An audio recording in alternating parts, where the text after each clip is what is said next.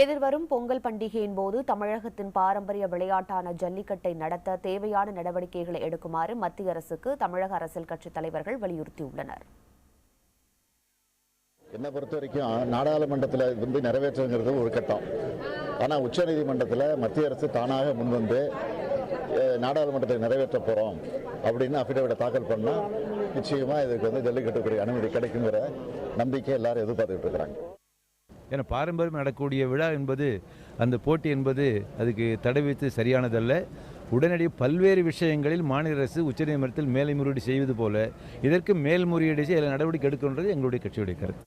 அந்த ஜல்லிக்கட்டு நடக்க வேண்டும் என்று அனைவரும் விருப்பப்படுகிறார்கள், அவர்களும் விருப்பப்படுகிறார்கள். ஆக அது வர வேண்டும் என்ற எண்ணம் எங்களுக்கு இருக்கிறது.